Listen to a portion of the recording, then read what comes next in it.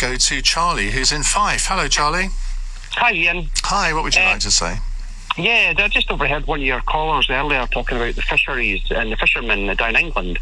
And what I heard the other day, I think it was Michel Barnier that said this. He got asked about the fisheries, and he mentioned that 60% of fish landed by Danish fishermen is in British waters. I would imagine about 90% of that's in Scottish waters.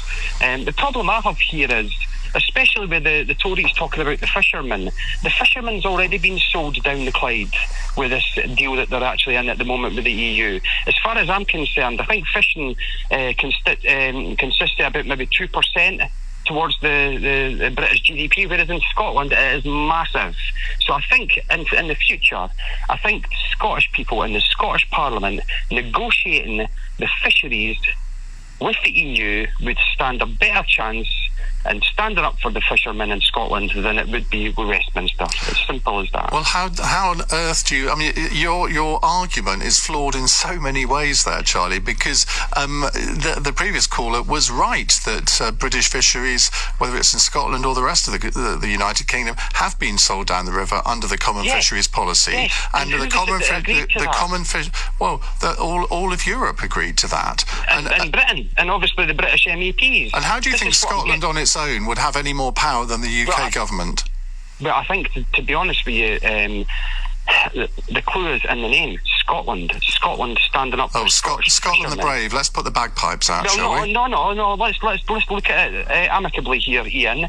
Scotland standing up for Scottish fishermen. Scotland. And you don't think the UK government tries to stand up for British and Scottish fishermen? No.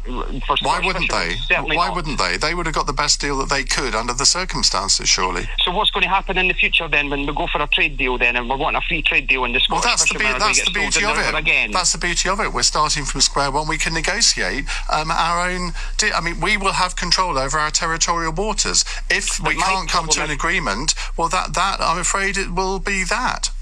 My problem is I do not have any confidence in Westminster governments, Labour, Tory, whoever, to get a good deal for Scotland. At the end of the day, Ian, we've been, like what Ian Blackford's just said many times, Scotland has been ignored in this process for the last 3 years. We voted 62% to remain. We're up at 70% in the polls now to remain in the EU.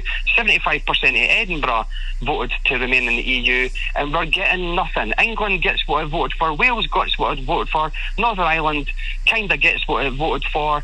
Scotland gets ignored. Nobody in the House of Commons talking about Scotland today apart from the SNP. Not one MP in there, not even on your radio show, is talking about Scotland. Nobody's mentioning Scotland. And of course you could say, oh well, Scotland voted to stay with the UK, so we might as well just sit back and take it. Well, that's not going to happen, Ian. We're going to have a referendum next year. We're going to be demanding a referendum at the end of this year. We're going to have it next year.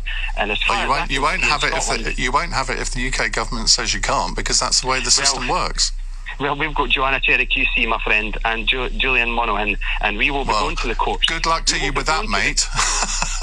If you have to rely on Jolie and Morm, you really are in desperate stakes. Charlie, you said that we haven't had any Scottish voices on. We've had yours, and we're now going to have Tom in Edinburgh. Hello, Tom. Hi, how are you doing? All right, thank you. What would you like to say? Well, I probably used to have the same opinions as the previous caller, in that I voted SNP all my adult life, really, and I was a member of the party until recently, when I'm quite angry with their position now, because for two main reasons. One, if we, I wanted Scottish independence back in 2014, if we had won that, SNP would have expected everybody else to follow the result and implement it and honour it. Even if it had been like 50.001%, they would have expected everyone to implement it. And we all, whereas now, first of all, they want to have another referendum of Scottish independence immediately, but also they're not honouring the result of the EU referendum. So they expect everyone else to honour their referendum, but they don't honour theirs. I think it appears childish, and you can't take them serious. The second point is, I think they made a fatal strategic error in linking the idea of Scottish statehood with membership of the EU. It's a fundamental error, and I think they'll live to regret it, because Scottish independence should be more important than membership of any union, whether it's UK or the EU. Okay, thank you very much, Tom. The wind-up speeches have started.